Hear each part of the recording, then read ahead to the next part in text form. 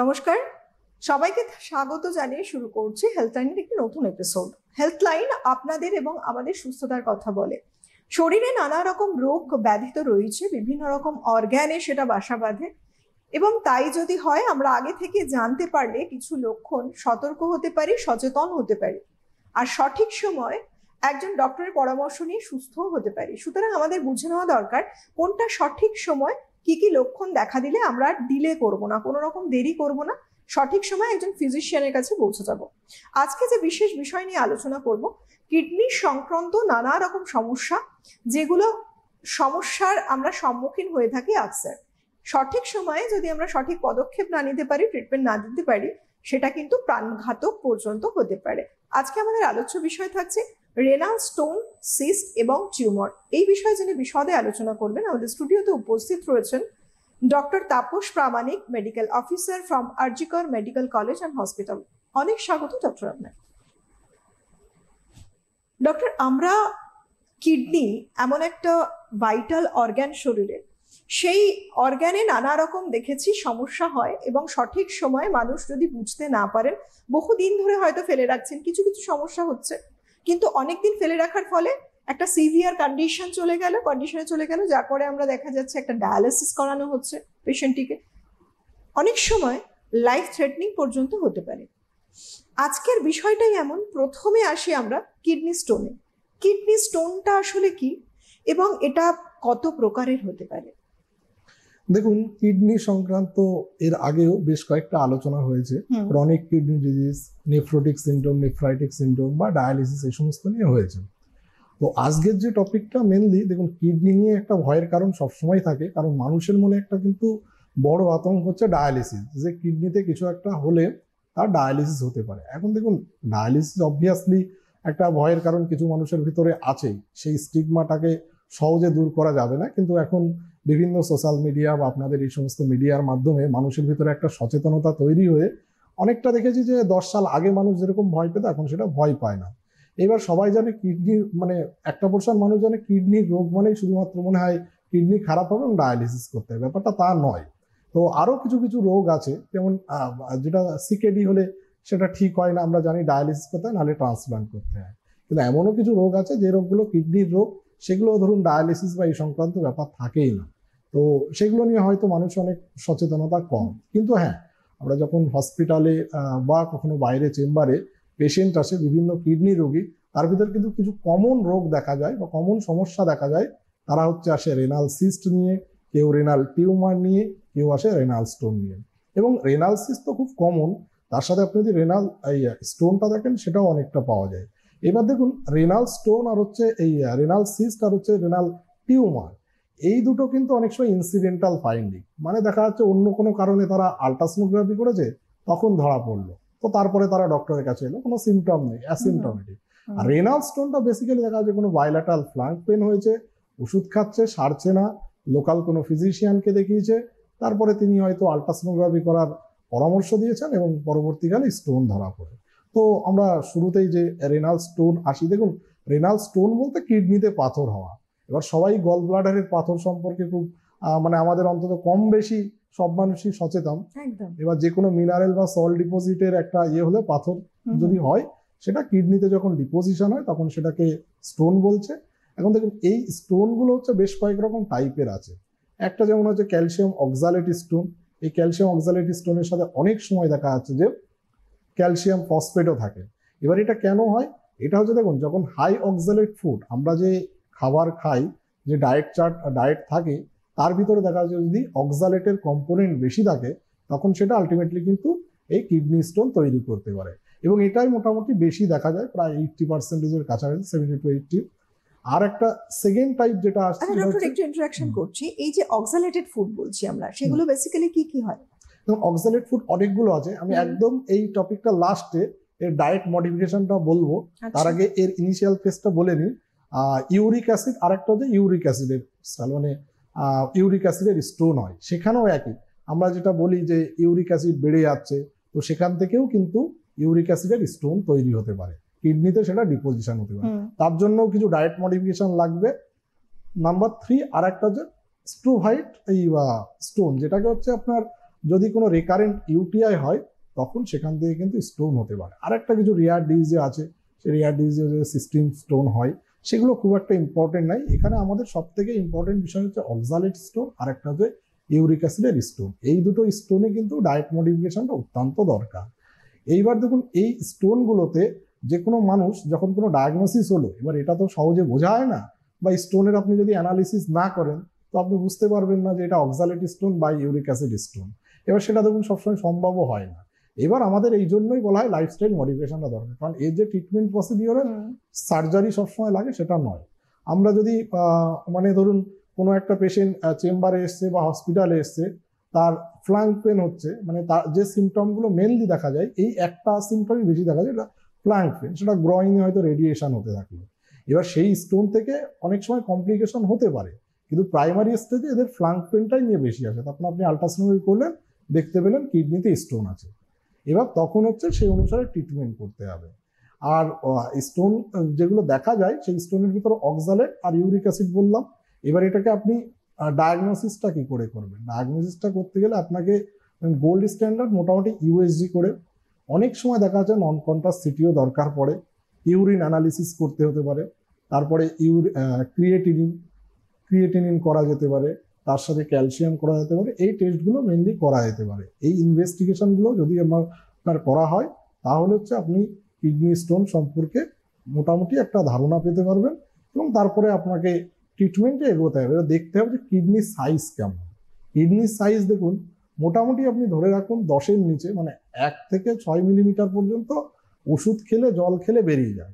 6 থেকে 10 অনেকটা আপনার ভাগ্য, মানে ওষুধ খেলে যদি বেরিয়ে যায় ভালো কথা, না বেরোলে আপনাকে সার্জারি করতে হতে পারে, এবং 10-এর উপরে জেনারেলি সার্জারি করতে হবে। মানে ট্রিটমেন্ট পদ্ধতি কি হবে, কোথায় সার্জারি হবে, সেটা স্টোনের সাইজের উপরে ডিপেন্ড করে। অবভিয়াসলি স্টোনের সাইজ, লোকেশন, কোন জায়গায় আছে তার উপরে ডিপেন্ড করে। এবার যদি 6 মিলিমিটার বললাম, 6 মিলিমিটার হলে এটা মোটামুটি আপনি যদি জল বেশি করে খান, জল ধরুন আমাদের 12 থেকে 16 গ্লাস জল বা 2 থেকে 2.5 লিটার জল পার ডে আপনি খেলে, মানে প্লেন্টি অফ ওয়াটার ইনটেক, এটা যদি করা হয় তাহলে কিন্তু এটা ইউরিনের সাথে বেরিয়ে যেতে পারে। তার সাথে আপনার যদি মাঝে মধ্যে ব্যথা হয় তাহলে আপনি যেটা খেতে পারেন এনসেড, মানে পেন কিলার খেতে পারেন। আরেক রকম ওষুধ পাওয়া যায় যেমন হচ্ছে আলফা ব্লকার, ট্যামসিলোসিন দেওয়া হয়, আমরা দিই, যেটাতে স্টোন বেরিয়ে যেতে পারে। 6 থেকে 10-এও 10 মিলিমিটার যেটা, সেটাতেও সেম চেষ্টা করা যেতে পারে, এবং বেশিরভাগ ক্ষেত্রে বেরিয়ে যায়। কোনো কোনো ক্ষেত্রে হয়তো বেরোয় না, তখন আপনাকে সার্জারি করতে হবে। 10-এর উপরে মোটামুটি আপনাকে ধরে রাখুন সার্জারিটাই করে বের করতে হবে। এইবার এই সার্জারি নিয়ে অনেকের একটা ভয় আছে যে সার্জারি করলে কি হবে না হবে। দেখুন এই এখন যে আমাদের যে মডার্ন টেকনোলজি বা মেডিকেল সায়েন্সের যে দিন দিন উন্নতি হচ্ছে, তাতে এই সার্জারিগুলোতে খুব একটা ভয় নয়, এবং এটা মিনিমালি ইনভেসিভ, মানে খুব বেশি কাটাছেঁড়ার কোনো প্রশ্নই নেই। এখানে দুটো প্রসিডিওর জেনারেলি আছে, একটা ইএসডব্লিউএল আর একটা যে পিসিএনএল। এবার পিসিএনএলটা কখন করা হয়? এই যখন হচ্ছে স্টোনটা অনেক বড়, 2 সেন্টিমিটার উপরে, যখন স্টার্ট অন ক্যালকুলাস বলে, মানে কিডনিতে আপনার অনেকটা বড় জায়গা জুড়ে স্টোন আছে, তখন সেটাকে বের করতে আপনাকে এই পিসিএনএল করতে হবে। আর এক্সট্রা কর্পোরাল শকওয়েভ লিথোট্রিপসি, এটা হচ্ছে যেটা ইএসডব্লিউএল বলছে। এই ইএসডব্লিউএল যখন আপনার 2 সেন্টিমিটার থেকে কম, বাইরে থেকে ওই শকওয়েভ দিয়ে ওই স্টোনকে গুঁড়ো গুঁড়ো করে দেওয়া হয়, তারপরে আলটিমেট এটাকে বের করে দেওয়া হয়। এবার ডিপেন্ড করছে যে কার স্টোন 2 সেন্টিমিটার নিচে, কার স্টোন 2 সেন্টিমিটার উপরে। এবার সেটা মানে যে ইউরোলজিস্ট দেখছেন তিনি সাজেস্ট করবেন যে কি করবেন এবং কি করা উচিত, সেটা তার উপরে ডিপেন্ড করছে, স্টোনের সাইজ দেখেন। এবং অনেক সময় স্টোন কি হয়, এবার দেখুন কমপ্লিকেশন তো হতেই পারে। কোনো জায়গায় যদি স্টোন একটা অবস্ট্রাকশন ক্রিয়েট করে, পেন তো অবশ্যই হবে, তার সাথে ইউরিন পাস হতে সমস্যা হতে পারে। অনেক সময় হচ্ছে অবস্ট্রাকটিভ ইউরোপ্যাথি হয়। এবার আপনি যদি দীর্ঘদিন ধরে আনট্রিটেড, মানে ধরুন অনেকে ভাবলো যে না আমি জল বেশি করে খাই, পেন কিলার খেয়ে ব্যথা কমায়, আমার স্টোন বেরিয়ে যাবে, দেখা যাচ্ছে সেই স্টোনের সাইজ অনেক বড়, সেটা বেরোনো সম্ভব নয়। এবং পেন কিলারটাও তো ফিউচারে একটা সমস্যা ক্রিয়েট করতে পারে। পেন কিলার তো অবভিয়াসলি দেখুন এনসেডের সবসময় একটা সাইড এফেক্ট থাকে যে কোনো কিছুর ক্ষেত্রেই। তো সেক্ষেত্রে হচ্ছে যে আপনার ভেবে চিন্তে খেতে হবে।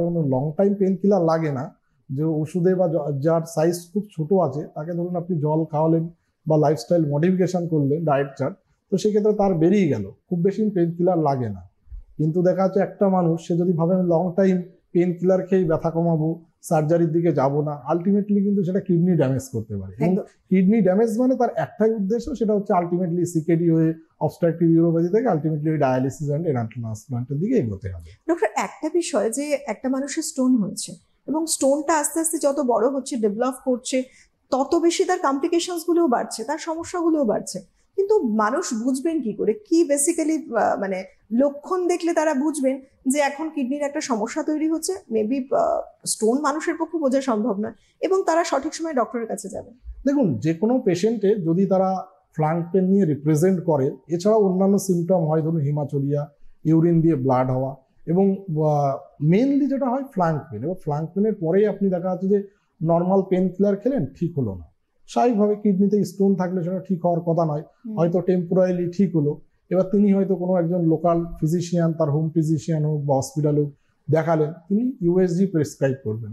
বেশিরভাগ ক্ষেত্রে তাই হয়, ইউএসজি প্রেসক্রাইব করা এবং ইউএসজিতে স্টোন ধরা পড়লো। এবার আপনি স্টোনটা যখনই ধরা পড়লো, আপনি তখনই ফিজিশিয়ানের পরামর্শ নিন।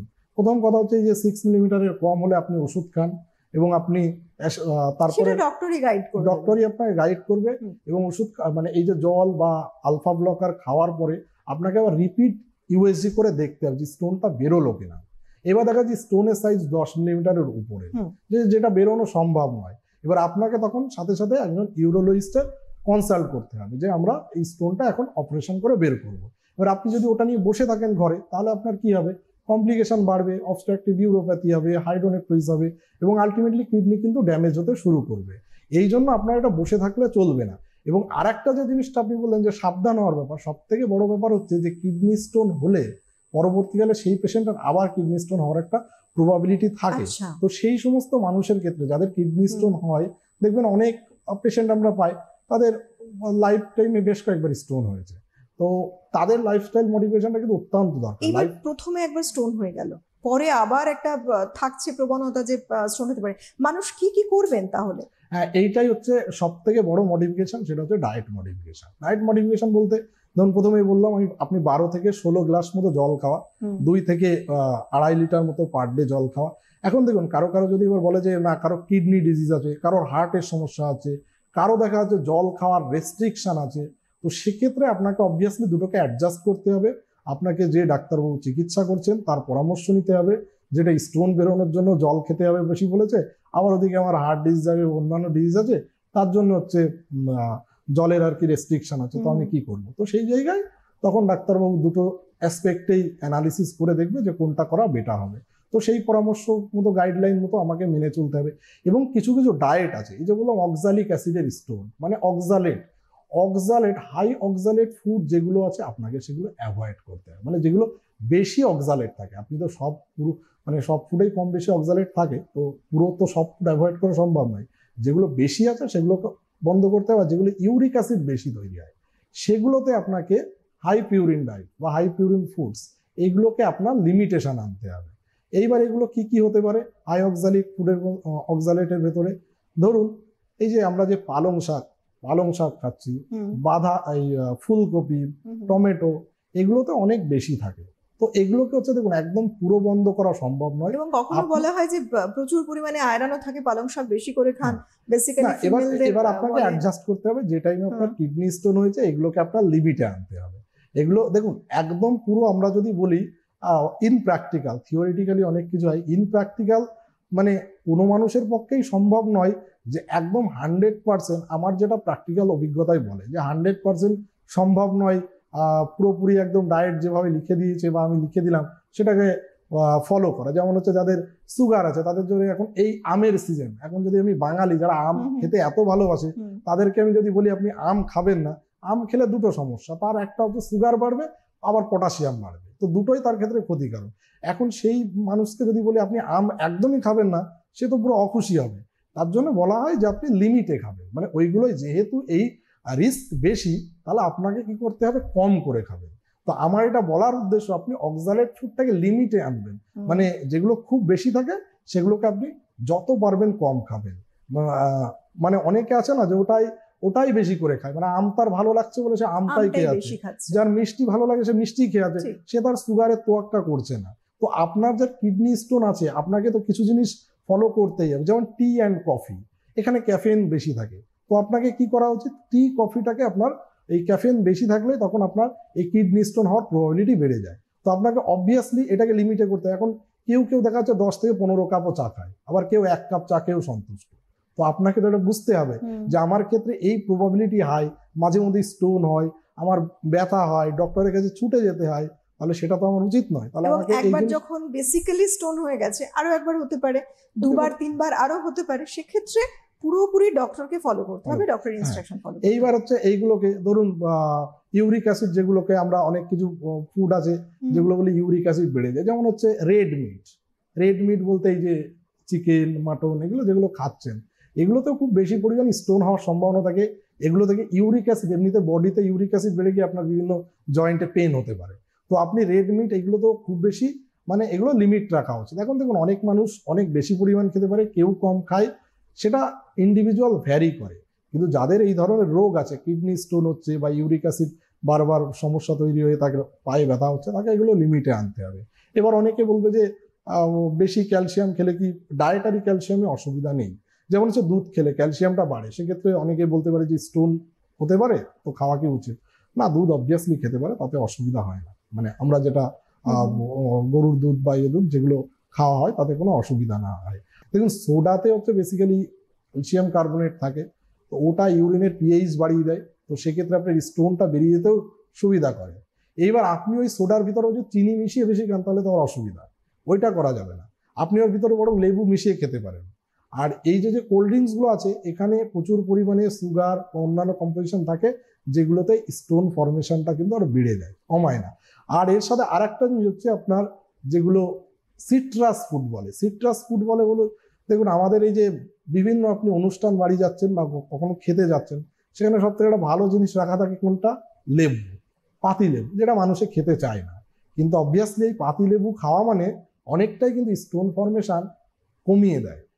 এই জন্য যে কোনো, মানে আমি সব পেশেন্টকেই বলি যে আপনারা কোনো জায়গায় কোনো অনুষ্ঠান বাড়িতে খেতে গেলে বা বাড়িতে খেতে গেলে অবভিয়াসলি পাতি লেবু খান, কারণ এই সিট্রাস ফ্রুটস গুলো হেল্প করে স্টোন ফরমেশন হতে বাধা দেয়। শুধুমাত্র পাতি লেবু নয়, আপনি মুসম্বি বলতে পারেন বা অন্যান্য যে ধরনের গ্রেপস ফ্রুট, টক ফলগুলো, এগুলো কিন্তু খুব বেশি পরিমাণ বাধা দেয়। তো আপনার মোটামুটি এই সমস্ত যদি আপনি লাইফস্টাইল মডিফিকেশন করেন, তাহলে দেখবেন যে আপনি অনেকটা ভালো থাকবেন। কারণ স্টোন, এবং অনেকে আছে কি বলুন তো, স্টোন যেগুলো হয় দেখা যাচ্ছে খুব যে ছোট যখন থাকে তখনই হয়তো সিমটম অ্যারাইজ করে যায়, মানে একদম বিরাট বড় স্টোন হয়ে গেল, তাহলে কিন্তু মানে আপনি তখন ধরা পড়ছে এরকম না। কারণ স্টোন হলে একটা ব্যথা হওয়ার টেন্ডেন্সি থাকে, একটা ফ্লাঙ্ক পেন হওয়ার টেন্ডেন্সি থাকে। তো সেক্ষেত্রে আপনার মানে তখনই চিকিৎসা যদি শুরু করা হয়, তাহলে হয়তো অনেক সময় সার্জারির যে স্কোপ সেটা কমে যায়। কিন্তু কিছু মানুষ আছে যাদের অ্যাওয়ারনেসের অভাবে, তারা দীর্ঘদিন ধরে ভাবছে আমি দেখবো, হয়তো ডক্টর সাজেস্ট করলো আপনার সার্জারি ছাড়া কোনো অপশন নেই, সে হয়তো ভাবলো যে না আমি এটাকে, আবার অনেক রকম ভুলভাল কাউন্সিলিং এরও শিকার হয়, না আপনার স্টোন বেরিয়ে যেতে পারে, স্টোন গলে যেতে পারে, আমি কাউকে ব্লেম করছি না, এরকম অনেক ধরনের ধারণা কিছু কিছু জায়গায় আছে, বিশেষ করে একটু ইন্টেরিয়ার এরিয়ায় তারা করতে চায় না, তখন তাদের ক্ষেত্রে কমপ্লিকেশন হয়ে যায়। একদম, মানে মোট কথা সচেতন সজাগ থাকার কথা এ কারণেই বলা হয় যে সুস্থ থাকতে হবে, দিনের শেষে আমরা যাতে সুস্থভাবে থাকতে পারি এটা আমাদের মোটো হওয়া উচিত। সেই জন্য কোনো রকম চেঞ্জেস দেখছেন, কোনো রকম প্রবলেম দেখছেন, দেরি না করে ফেলে না রেখে একজন ডক্টরের কাছে পরামর্শ নিতেই হবে।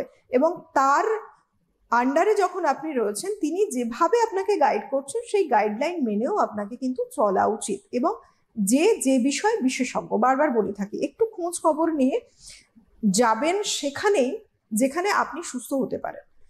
আমরা ডক্টর আর একটা বিষয়ে আসি, স্টোন নিয়ে এতক্ষণ কথা বলছি যে ভীষণ ইম্পর্টেন্ট একটা জায়গা যেটা, এবং প্রচুর পরিমাণে মানুষের স্টোন ফর্মেশন হচ্ছে কিডনিতে, নানা রকম সমস্যা হচ্ছে, এবং সঠিক সময় বুঝতে না পেরে তাদের এই কমপ্লিকেশনসটা বাড়িয়ে ফেলছেন।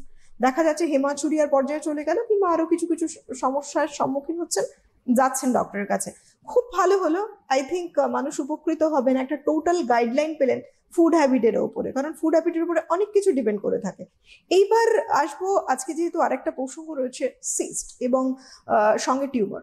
সিস্ট আমরা কাকে বলছি, আর সিস্ট কত ধরনের হয়, কেনই বা হচ্ছে? এই মানে যে কোনো হসপিটাল বা চেম্বার, মানে সব জায়গায় এটা হচ্ছে প্রচুর পেশেন্ট, মানে অন্যান্য ডক্টরদের দেখিয়েছেন, মানে অন্যান্য ডিপার্টমেন্টে তার ধরুন যে সমস্যা আছে সেই সমস্যার জন্য হয়তো আলট্রাসোনোগ্রাফি করেছে বেশিরভাগ ক্ষেত্রে, এবং তখন দেখা যায় যে কিডনিতে তার ইউএসজি রিপোর্টে নিচে লেখা আছে সিম্পল রেনাল সিস্ট। তো সবাই অবভিয়াসলি খুব ঘাবড়ে যায়, তখন আলটিমেটলি যারা চিকিৎসা করে তাদের কাছে আসেন। এবার রেনাল সিস্ট নিয়ে যেটা হয়, সিস্ট বলতে কি শুধুমাত্র যে কিডনির সিস্ট তা নয়, বডির অন্যান্য জায়গায় অনেক সিস্টই হতে পারে। তো সিস্ট হচ্ছে একটা মানে একটা স্যাকের ভিতরে ফ্লুইড ফিল্ড স্যাক বলে। তো মানে টিউমারের থেকে আলাদা, টিউমার যেটা অনেকটা সলিড হয়। তো এই সিস্টিক এসওএল যেগুলো থাকে সিস্টিক গুলো, এগুলো দুই রকম হয়, একটা হচ্ছে সিম্পল আর একটা হচ্ছে কমপ্লেক্স। সিম্পল সিস্ট বলতে কিডনির ভেতরে যে সিস্ট থাকে হচ্ছে একটা সিস্ট একটা জায়গায় পার্টিকুলার রয়েছে, এবং এখানে কোনো সিমটম অ্যারাইজ করে না, এর জন্য কিচ্ছু সেরকম করা লাগে না। খুব রেয়ার কেসে হয়তো তার কোনো কমপ্লিকেশন হতে পারে, সিম্পল সিস্টে হওয়ার সম্ভাবনা পসিবিলিটি খুবই কম। আর এক রকম সিস্ট হচ্ছে কমপ্লেক্স সিস্ট। এই কমপ্লেক্স সিস্টে কি হবে, ওই যে সিস্ট ফরমেশন হয়েছে তার সাথে সেপ্টেশন, ক্যালসিফিকেশন বা কোনো সলিড লেয়ার থাকে, তখন সেটাকে কমপ্লেক্স সিস্ট বলে। এবার কমপ্লেক্স সিস্টটা একটা চিন্তার কারণ হয়, কমপ্লেক্স সিস্ট থেকে অনেক সময় দেখা যাচ্ছে যে কার্সিনোমা বা ম্যালিগন্যান্সি বা দিকে এগোতে পারে, ক্যান্সারের দিকে। তো সেক্ষেত্রে আপনাকে অবশ্যই, যদি আপনার শরীরে কমপ্লেক্স সিস্ট থাকে, তাহলে আপনাকে কিন্তু মনিটর করতে হবে যে নেক্সট এর কোনো কমপ্লিকেশন অ্যারাইজ করছে। এছাড়াও আরো দুটো জিনিস আছে যেটা খুব কমনলি দেখতে পাওয়া যায়, মানে আউটডোরে যত পেশেন্ট আছে তার ভিতরে। একটা হচ্ছে এডিপিকেডি বলে, একটা হচ্ছে autosomal dominant polycystic kidney disease, মানে কিডনিতে প্রচুর সিস্ট, যেটা তো এটাও ভীষণ কমন যে পলিসিস্টিক, এটা কিন্তু পলিসিস্টিক কিডনি, প্রচুর সিস্ট থাকে দুটো কিডনিতে। আর বাচ্চাদের ক্ষেত্রে যেমন অটোজোমাল রিসিসিভ। এবার এই কিডনি সিস্ট এইটারও দেখুন, এগুলোর স্পেসিফিক কোনো ট্রিটমেন্ট নেই, যার জন্য এটা হচ্ছে অত্যন্ত ইম্পর্টেন্ট। এইবার এই সিস্ট যেগুলো হয়, এগুলো আপনি ডায়াগনোসিস করবেন কি করে? ইনিশিয়ালি দেখুন, যে কোনো পেশেন্ট যখন আসে সিস্ট হয়েছে, এটা নিয়ে খুব একটা মানুষ আগে থেকে যে কোনো সমস্যা হয়েছে সেই জন্য করেছে তা না, অন্য কোনো রোগের কারণে হয়তো তারা আলট্রাসোনোগ্রাফি করেছে, এটা ইনসিডেন্টাল ফাইন্ডিং। সিস্ট হলে জেনারেলি সেরকম কোনো প্রবলেম জেনারেলি হ্যাঁ। এবার সিস্ট হলে দেখুন যে সিমটম গুলো দেখা যায়, সিম্পল সিস্টে একদমই নয়, কমপ্লেক্স সিস্টে কখনো কখনো হয়। তার কারণ কমপ্লেক্স সিস্টের কিছু কমপ্লিকেশন হতে পারে, সিস্টের ভেতরে যে ভেসেলস গুলো থাকে সেগুলো রাপচার হয়ে অনেক সময় হেমারেজ হতে পারে। তো সেখান থেকে আপনার ইউরিনে কি হবে, হেমাচুরিয়া হবে, মানে ইউরিনে হচ্ছে আপনার ব্লিড করতে পারে। তারপর যদি ইনফেকশন হয়, অনেক সময় দেখুন যদি ডিপ সিটেড হয়, তাহলে ওই সিস্টের ভিতরে যে ব্লাডটা রাপচার হয়ে গেল ভেসেলটা, ওই ব্লাডটা বেরোতে পারলো না, তাহলে ব্লাডটাই হচ্ছে ওখানে সোর্স অফ ইনফেকশন হয়ে গেল। মানে সোর্স অফ ইনফেকশন বলতে ওখানে কোনো ব্যাকটেরিয়া গিয়ে দেখা যাচ্ছে গ্রো করলো, আলটিমেট ওটা ইনফেকশন হলো। এবার যখন ইনফেকশন হবে তখন জ্বর আসতে পারে, জ্বর সাথে নসিয়া ভমিটিং এগুলোও হতে পারে, এবং পেন হতে পারে, এই ফ্লাঙ্ক পেন হতে পারে, এই ধরনের সিমটম। মানে জেনারেলি যদি কমপ্লিকেশন না হয় তাহলে কিন্তু এই সিস্টের খুব একটা সমস্যা হয় না। এবার সিস্টের আমরা যেটা করি, ইউএসজির সাথে সাথে একটা এই মানে সিইসিটি বা কন্ট্রাস্ট সিটি করা হয়। এবার এটা ক্লাসিফিকেশন হচ্ছে বসনিয়াক ক্লাসিফিকেশন। ক্লাসিফিকেশন অনুসারে যদি দেখা যাচ্ছে যে কোনো কোনো ক্ষেত্রে সিস্টের জন্য কিছু করতে হয় না, আর যেগুলো একটু অ্যাডভান্সড বা বেশি কমপ্লিকেশন ক্রিয়েট করছে, তো সেই ক্ষেত্রে আমরা যেটা করি, তখন হয়তো তার বিভিন্ন ধরনের সার্জারি লাগতে পারে, রেডিক্যাল নেফ্রেক্টমি লাগতে পারে, বা পার্শিয়াল নেফ্রেক্টমি, এই ধরনের অনেক ধরনের। সেটা হচ্ছে ডিপেন্ড অন সিস্ট, যে সিস্টে কি কি মানে কি টাইপের সিস্ট রয়েছে।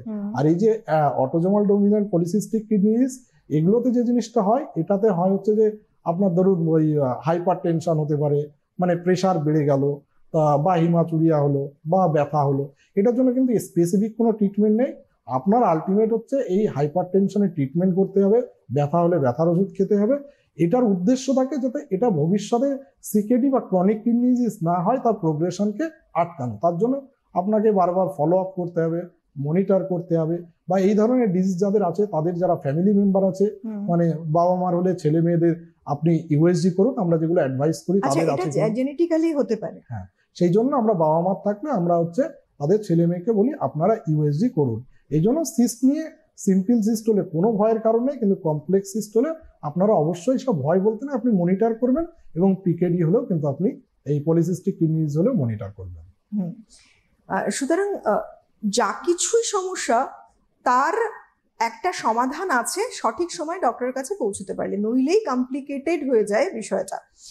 আরো একটা বিষয় নিয়ে আমরা আলোচনা করছিলাম যে টিউমার, আপনি বলেন টিউমারটা অনেকটা সলিড, এইটা টিউমারটা আমরা কিভাবে বুঝতে পারছেন যে টিউমার, এবং টিউমারটা কখনই বা দেখা যাচ্ছে যে এগুলো হচ্ছে ইউএসজি যখন করা হয় তখন দেখা যাচ্ছে তার ফাইন্ডিং এ আসে এসওএল, সলিড অকুপাইড লিশন। তো এক্ষেত্রে সিস্টের ক্ষেত্রে একটা ফ্লুইড, মানে একটা স্যাকের ভিতরে পাতলা লেয়ার বাইরে স্যাক, তার ভিতরে ফ্লুইড আছে। আর টিউমারটা হচ্ছে হেটারোজেনাস অরিজিন, সেটা অনেকটা সলিডের মতো বলতে পারে। তো সেটাকে দেখলেই বোঝা, এবং তারপরে আমরা কন্ট্রাস্ট সিটি করে এটাকে কিন্তু ডিফারেন্সিয়েট করা যেতে পারে। কি কি সমস্যা হয়? এবার এটা যেটা সমস্যা, দেখুন টিউমারেরও অনেক সময় একটা ফেজে অ্যাসিমটোম্যাটিক থাকে, পাওয়া যায় না কিছু। আপনি ইউএসজি করেছেন, তখন হয়তো ইনসিডেন্টাল ফাইন্ডিং পাওয়া গেল যে একটা কিডনিতে টিউমার হয়ে বসে আছে, এবং সেই টিউমারকে আপনাকে এবার ইনভেস্টিগেশন করে যাচাই করে দেখতে হবে যেটা কি আছে। আপনি সিইসিডি করলেন, আপনি অন্যান্য রিপোর্ট করলেন, সেই রিপোর্টগুলোর বেসিসে আপনাকে এবার ট্রিটমেন্ট শুরু করতে হবে। সিমটম যেটা হতে পারে, কখনো কখনো যেটা সিমটম হয় যে আপনার পেন হতে পারে, ইউরিন দিয়ে হচ্ছে আপনার ব্লিডিং হতে পারে, যেটাকে হেমাচুরিয়া বলে। কখনো কখনো আর একটা বেড়ে যায়, যেটা হচ্ছে এদের যেহেতু অ্যাবনর্মাল একটা সেলের গ্রোথ হয়, তখন এরা এরিথ্রোপয়েটিন প্রোডাকশন বাড়িয়ে দেয়, তো তাদের তখন হিমোগ্লোবিনটা বেড়ে যায়, আলটিমেটলি পলিসাইথেমিয়া হয়ে যায়। আবার এরা রেনিন প্রোডাকশন বাড়িয়ে দিয়ে তখন দেখা যায় হাইপার টেনশন করে দিল। তো এই ধরনের সমস্যা দেখা যায়। মানে আপনার যদি হাইপার টেনশন হয়, মানে হাই প্রেশার হয়, আপনার দেখা যাচ্ছে যে হঠাৎ করে হিমোগ্লোবিন বেড়ে যাওয়া, বা দেখা যাচ্ছে যে কখনো কখনো আনএক্সপ্লেইন ফিভার, তখন কিন্তু আপনি এই ইউএসজি করে দেখতে পারেন। তো সেক্ষেত্রে কিডনির কোনো সমস্যা হলো কিনা দেখতে হবে, এবং তখন অনেক সময় কিন্তু পাওয়া যায়। এবং এর যে টাইপগুলো হয়, এর টাইপের 85% এই রেনাল সেল কার্সিনোমার 85% হচ্ছে ক্লিয়ার সেল কার্সিনোমা বলে। এছাড়াও রয়েছে, আপনি যদি বলেন প্যাপিলারি কার্সিনোমা আছে, তাছাড়া ট্রানজিশনাল সেল কার্সিনোমা আছে, এছাড়া আপনি বাচ্চাদেরকে যেটা নেফ্রোব্লাস্টোমা, অনেক ধরনের টিউমার এটা হয়।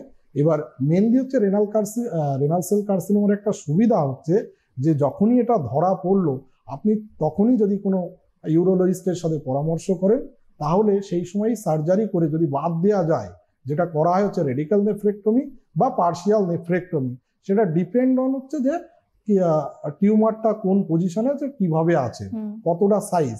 এবার সেটা দেখা যাচ্ছে যে আপনার ওই যে টিউমার পুরোটা হয়তো কেটে, মানে পুরো কিডনিটা কেটে হয়তো বাদ দিতে হলো না।